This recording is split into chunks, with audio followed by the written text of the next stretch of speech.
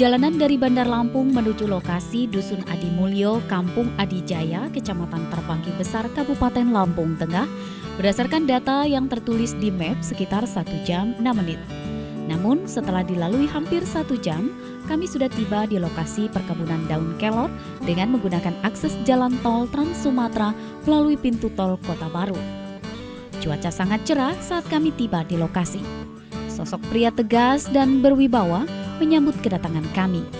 Ya, pria itu adalah Brigjen TNI Purnawirawan Mujiono yang pernah bertugas sebagai Danrim 043 Gatam Lampung dan terakhir bertugas sebagai Kastaf Kodam 5 Brawijaya. Assalamualaikum warahmatullahi wabarakatuh. Saya akan jelaskan dari awal kenapa saya tertarik budidaya pengembangan masalah kelor ini. Yang pertama jelas basis awal saya ini berasal dari desa. Jadi asli saya kan di Jogja. Rumah tinggal di Jogja ini zaman dulu itu waktu saya kecil, di depan rumah itu pasti ada pohon kelor dan ada pohon sirih. Itu sudah menjadi tradisi orang Jogja. Nah, begitu perjalanan dinas saya sampai dengan pensiun ini, kenapa saya tertarik kembali untuk kelor? Saya melihat di media sosial, kok begitu berkembang dengan pesatnya berita-berita tentang kelor itu. Saya baca bagaimana manfaatnya, bagaimana cara budidaya yang hanya dengan mudah dan sangat berfaedah itu. Akhirnya saya tertarik untuk belajar. Saya mau belajar kemana kelor ini. Nah rupanya ya bermodal dari filosofi orang zaman dulu itu, dunia tidak selebar daun kelor. Apa tidak ada daun yang lain yang lebih indah dari daun kelor? Saya penasaran itu. Di mana saya ingin belajar mendalami filosofi itu. Ketemulah dari informasi ke informasi seorang ahlinya, namanya Insinyur Dudi Krisnadi. Beliau itu asal dari Pangandaran. Nah, berhasillah melalui kajian dan penelitian secara ilmiah itu, menemukanlah kelor itu dari hasil kajiannya dengan berlimpahnya kandungan nutrisi yang ada di kelor itu. Nah, siapa Insinyur Dudi Krisnadi? Inilah dia orangnya. Ini ya, Insinyur Dudi Krisnadi sekarang berpusat yang merupakan basis kelor terbesar di Indonesia, berpusat di Blora, Jawa Tengah. Nah itulah, dari situ terus saya ke sana. Gimana supaya saya belajar? Rupanya membuka tempat training, tempat pelatihan bagaimana cara budidaya kelor, ya. Mulai dari tanam ya sampai pemeliharaan sampai dengan pemanfaatannya untuk apa saja. Nah, saya mengambil kesimpulan dari apa yang disampaikan oleh basis kelor terbesar di Indonesia itu, loh, ada dua, yaitu secara teknologi, dimanfaatkan secara teknologi, dan kembali secara tradisional. Kenapa saya katakan begitu? Begitu saya selesai training, saya tanya kepada orang-orang kampung itu. Saya akan sosialisasi. Terus saya menyebar ke tetangga, ke masyarakat itu. Saya tanya, apakah ibu-ibu sudah pernah merasakan kelor? Jawabannya serentak, sudah Pak. Hampir setiap 2 hari sekali kita makan sayur bening kelor. Gitu. Ternyata benar, itu daerah Krui sana kalau kita keliling tuh pagar itu kelor itu. Pagar halaman itu kelor. Nah, dari situ saya tanya ke ibu-ibu, apakah ibu-ibu sudah tahu bagaimana memperlakukan kelor dengan benar supaya tidak kehilangan kandungan nutrisi? Loh, memangnya gimana Pak? Aku sih petik pelorot masuk. Mulai dari situ tak ajari. Ya. Pelan-pelan tadi yang sudah pernah dibilang tadi itu bahwa memperlakukan kelor supaya kandungan nutrisi tetap utuh. Ya, kandungan nutrisi itu luar biasa. tidak ada bandingannya dengan semua jenis sayur. Saya ngomong, Bu, nanti setelah dipetik, ya, boleh urutan dari atas tuh, nomor 4, 5, 6, 7, 8. Petik, boleh pakai gunting, boleh pakai tangan. Cepat dibawa ke tempat teduh. Peloroti, ya, satu-satu. Pisahkan antara daun dengan ranting. Usahakan jangan sampai ada ranting sekecil apapun yang ikut masak. Karena sepertinya bermusuhan antara ranting dengan daun itu. Nah, itu yang secara tradisional. Akhirnya, ngomong tuh, teriak. Wah, berarti selama ini kita salah. Ya mereka hanya merasakan kelor gitu. Sudah itu secara tradisional. Akhirnya akhirnya dia memahami dan dia ngikuti. Udah saya cek udah diikuti, ya, syukurlah. Itu kalau ingin mendapatkan kandungan nutrisi maksimal. Yang kedua yang diolah secara teknologi banyak sekali. Jadi setelah kelor itu kita keringkan, bisa diolah, digiling menjadi serbuk yang halus dengan ketentuan mesh berapa gitu. Bisa juga digiling dengan agak kasar untuk teh daun kelor. Nah, kalau serbuknya itu macam-macam. Makanan jenis-jenis semua makanan ada, ya kayak tadi itu ada itu, untuk minuman ada. Nah, itu yang berkembang. Jadi akhirnya saya ingin kembali ke habitat saya dari orang desa asli. Mau apa saya pensiun? Saya ingin mandiri. Saya tidak mau bersandar kepada orang lain karena saya sudah mengabdi selama 32 tahun kan. Ya sudah, saya ingin mandiri, coba sambil sosialisasi kepada masyarakat lingkungan untuk memanfaatkan budidaya dan pemanfaatan kelor ini. Ya, saya kira itu secara singkat ini. Ya, nanti kita lihat bagaimana untuk prakteknya. Ya, mulai dari tanam. Nah, tanamnya lagi ya. Kalau mulai dari tanam ada 2, bisa menggunakan biji dan bisa menggunakan stek. Ya, stek itu yang dipotong tanam. Kelor sangat mudah. Tidak ada kelor ditanam mati, nggak ada. Kecuali nanti udah pengaruh oleh lingkungan ya. Kena banjir, kebanyakan air. Nah, itu. Dan dia juga butuh air, kalau musim kemarau perlu disiram. Biji bisa ditanam, direndam dulu 1 hari, terus disemai seperti saya itu, bisa pakai polybag itu. Nah, itu yang biji. Nah, udah kita tanam. Nanti bisa kita lihat kebun. Yang penting dia butuh air ya pada waktu musim kemarau, tapi tidak butuh air waktu musim hujan. Jadi harus gitu, harus kering gitu. Usai bercerita tentang ihwal ketertarikannya terjun menjadi petani kelor, suami dari Sirojun Nuroniah Mujiono ini mengajak kami melihat langsung perkebunan kelor yang berada di belakang bekas kandang sapinya berjarak sekitar 20 meter dari rumah. Ini kebun saya, kebun kelor yang sudah saya rintis, ya sudah saya manfaatkan, saya petik hasilnya. Kemudian dulunya ini memang bekas tanaman rumput untuk pakan sapi.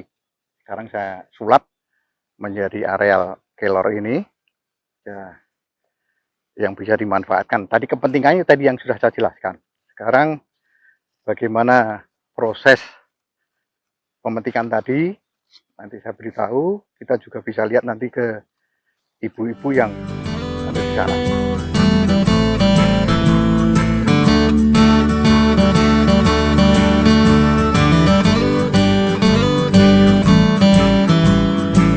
Sambil mempraktekkan, Muji mengatakan bila satu pohon tidak ada istilahnya kelor yang dipotong tumbuh 1 tangkai, tapi minimal 3 tangkainya, bahkan sampai 6. Tidak ada istilahnya kelor dipotong kemudian tumbuh 1 tangkai. Tidak ada.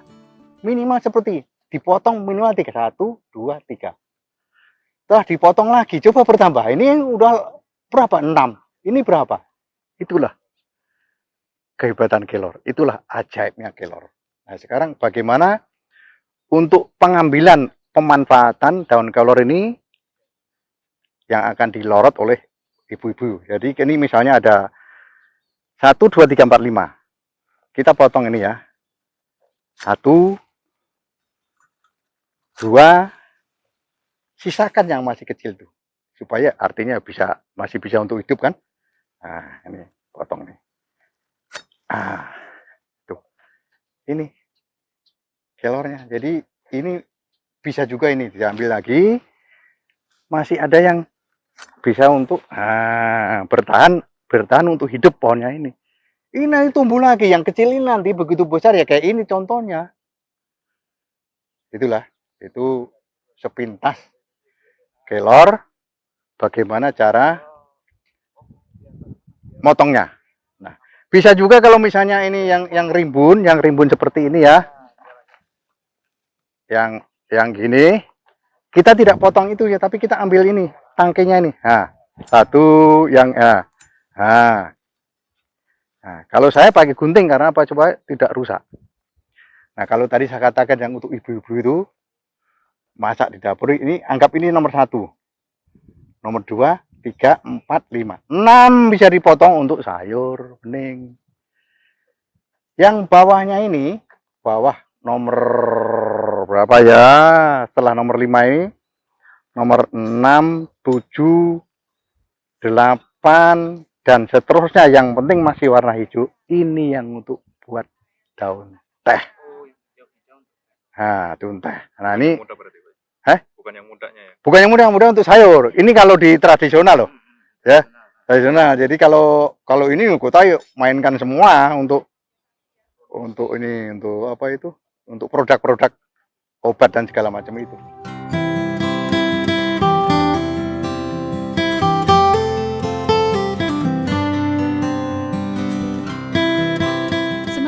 Di lahan seluas 1,5 hektar miliknya, tidak harga mati ditanam kelor saja. Tetapi lahan yang kosong di antara pohon kelor bisa ditanam untuk tanaman lainnya atau dikenal istilah tumpang sari. Untuk lahannya bisa ditanam kacang tanah, cabai atau terong yang tumbuh subur. Ini karena pohon kelor juga memberikan nutrisi kepada tanaman lainnya. Jadi, sembari menunggu kelor bisa dipanen daunnya, bisa dimanfaatkan untuk tanaman yang bisa segera dipanen. Ini ya, jadi kita tidak harga mati tanam kelor begitu aja, tapi bisa tumpang sari istilahnya. Tumpang sari dengan tanaman kacang ini, ya. Nah, ini kacang, ini udah waktunya panen nih.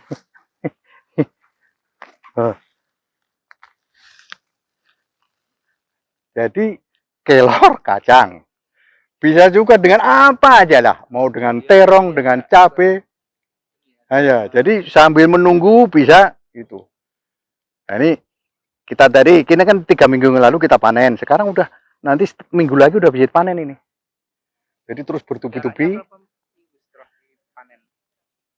Nanti kita bikin pengelompokan, ya. Minggu panen daerah ini, minggu sana gitu loh. Jadi bisa. Oh, enggak, sekaligus nggak mampu itunya. Kita kan punya mesin pengering itu, mesin pengering yang punya kapasitas 120 kilo sekali masuk. Ya, dikeringkan selama 3 hari. Daun kelor yang sudah dipotong langsung cepat dibawa ke ruangan agar tidak terlalu lama terkena sinar matahari. Kemudian langsung dipelorot dan tidak boleh lebih dari 4 jam untuk mempertahankan kandungan nutrisinya. Untuk memisahkan daun dan rantingnya, Mujiono memperkerjakan sedikitnya 20 orang warga sekitar yang diberi upah berdasarkan hasil per kilo. Nah, ini tadi kelanjutan dari kebun di sana tadi. Setelah kita petik, ya, tidak boleh kena sinar matahari langsung. Jadi cepat-cepat kita bawa, cepat-cepat juga dipeloroti seperti ini. Jadi tadi saya katakan dari awal bahwa kita harus berusaha untuk memisahkan antara daun dengan ranting itu. Ya. Usahakan semaksimal mungkin tidak ada ranting yang ikut supaya kandungan nutrisinya bisa bertahan. Nah, inilah yang dikerjakan oleh ibu-ibu ini. Ini harus punya target bisa memenuhi pengering itu, mesin pengering yang tadi saya katakan muat 120 kilo. Ada 120, ada 120 nampan. Jadi gitu. Jadi inilah prosesnya itu, dan ini tadi yang tidak boleh. Nah, itulah kajian ilmiahnya. Jadi kelor itu setelah dipetik dari situ, bawa ke tempat sini, hanya dalam waktu 4 jam. 4 jam. Segera masuk ke pengering.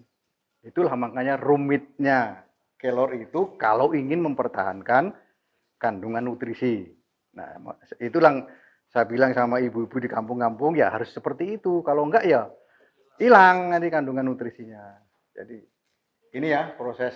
Ini nanti kita cuci, kita spinner pakai pengering itu, kita timbang. Kita timbang. Ini juga berlomba nih ibu-ibu ini dapat berapa kilo itu uangnya itu. Supaya ya sesuai dengan yang kita harapkan.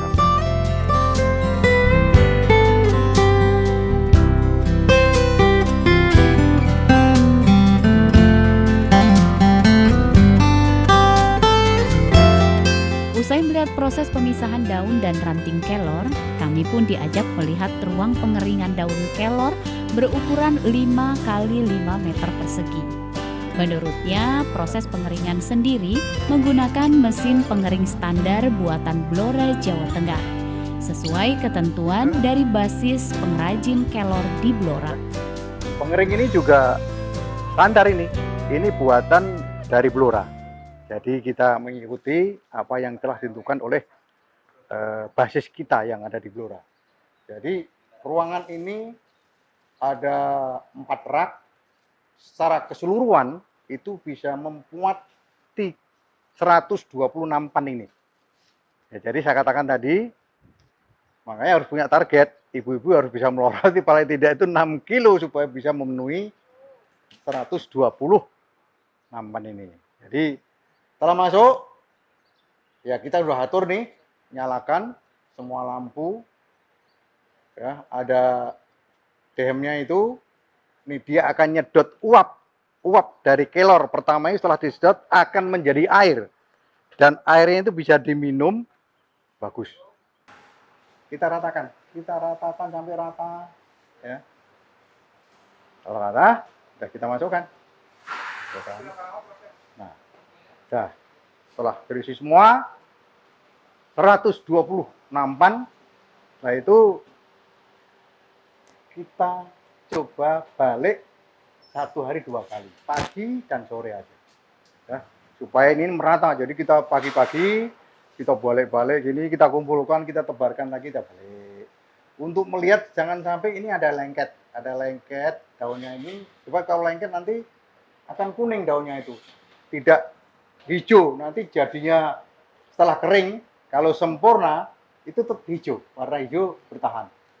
Itu kalau terjaga itu. Nah, suhunya kita udah atur itu, enggak kita sesuaikan. Jadi kita ambil rata-rata 35 lah. Suhunya itu sudah sesuai dengan ketentuan itu, ya.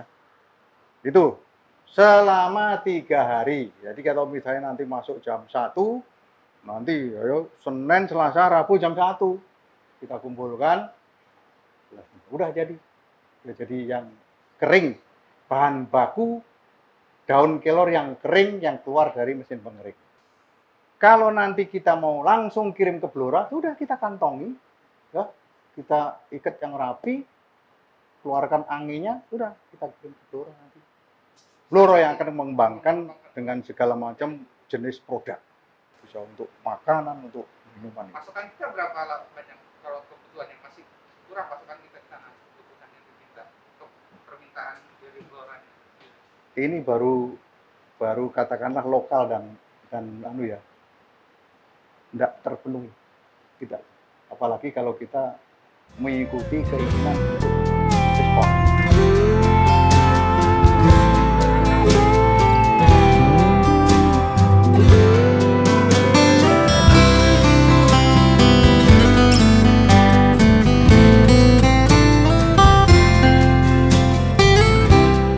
mengajak warga yang memiliki lahan untuk menanam kelor untuk dijadikan mitra dengan catatan bisnis ini dijadikan ladang untuk menolong, bukan murni untuk berdagang. Karena niatnya adalah untuk membantu masyarakat kurang gizi. Dari 34 provinsi, hanya 2 provinsi yang akut, yakni Jogja dan Bali. Sementara 32 provinsi lainnya akut kronis. Punya lahan, mari kita sama-sama, tapi dengan catatan.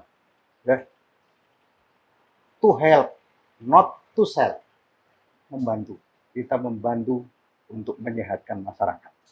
Masyarakat Indonesia sekarang sudah terlalu banyak kurang gizi. Ya.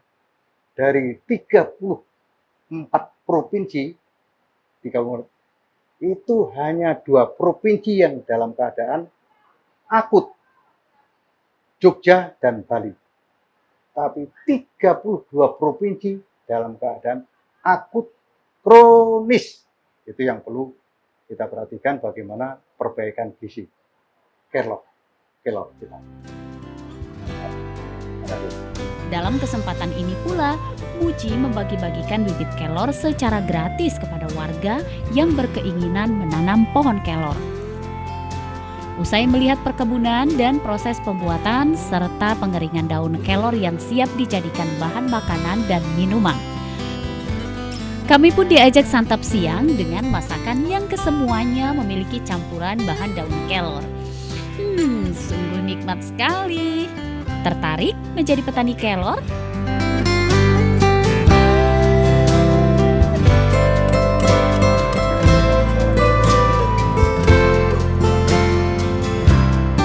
Jeffrey Ardi, Asep Nur Rahman melaporkan.